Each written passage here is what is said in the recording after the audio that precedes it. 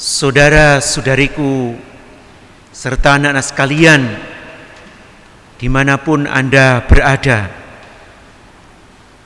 malam hari ini kita hendak menyambut Hari Raya Paskah, atau biasanya kita menyebutnya dengan Vigili Paskah.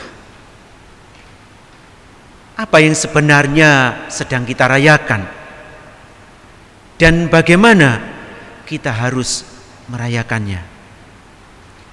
Dalam Perjanjian Lama, Paskah dimengerti dan dihayati sebagai peristiwa Tuhan yang lewat untuk menyelamatkan bangsa Israel ketika mereka dijajah oleh bangsa Mesir.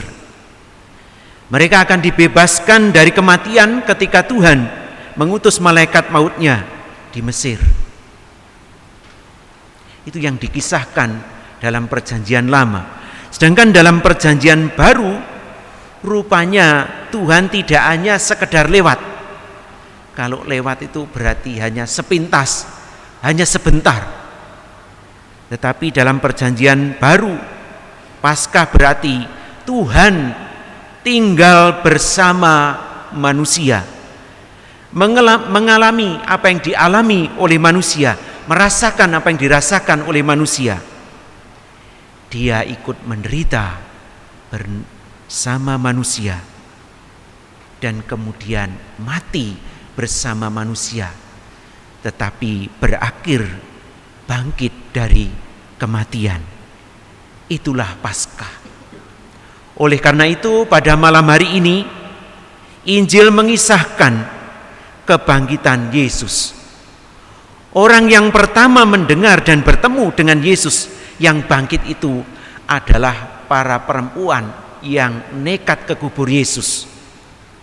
Sedangkan para rasul itu pada pergi bersembunyi.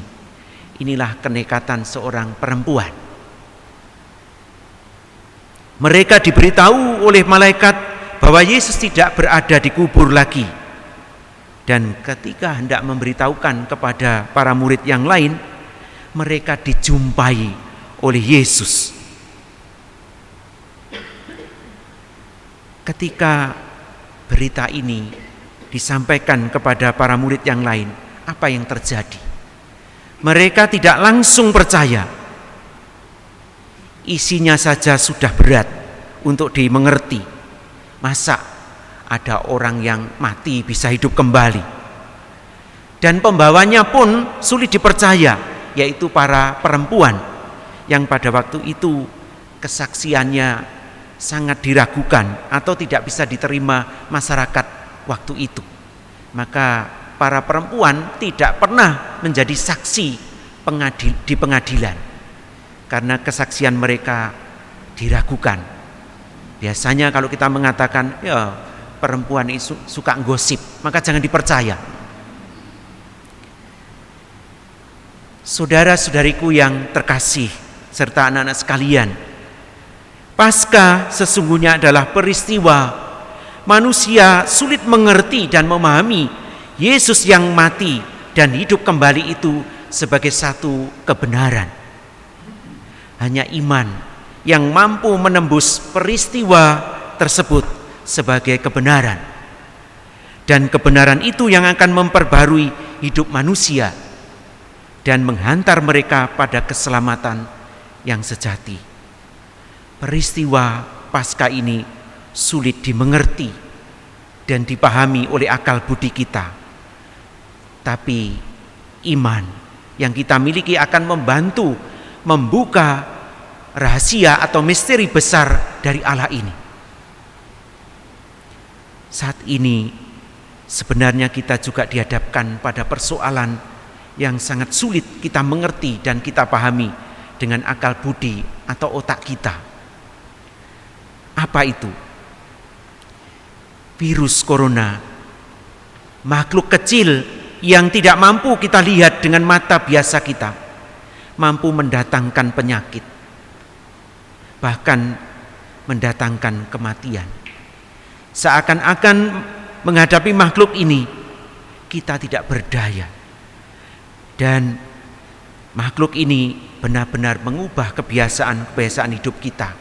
Kita harus berani memperbarui diri dengan cara berpikir yang baru, bersikap dan bertindak yang baru. Kita dipaksa untuk ke sana. Maka pada malam hari ini, malam yang suci ini, kita boleh bertanya, mengapa Tuhan mengizinkan peristiwa ini terjadi? Sudah begitu banyak orang menderita dan mati karena virus ini. Di mana Tuhan Yesus yang telah bangkit dan mengalahkan kematian ini? Mengapa Dia tidak segera bertindak? Saudara-saudariku yang terkasih serta anak-anak sekalian, Tuhan pasti segera bertindak menolong kita tepat pada waktunya. Tapi sudahkah kita siap berubah menjadi manusia baru yang siap menerima keselamatan dari Tuhan? Sudahkah kita benar-benar menghargai keluarga kita, di mana kita selama ini dipaksa untuk berada di rumah? Sudahkah kita menghargai apa artinya membersihkan tubuh?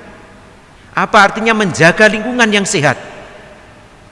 Agar kita semua tetap bersih dan tetap sehat. Para saudaraku yang terkasih serta anak-anak sekalian, Paskah sungguh mengundang kita untuk meyakini, mengimani Tuhan yang terus tinggal bersama kita dan akan menyelamatkan kita.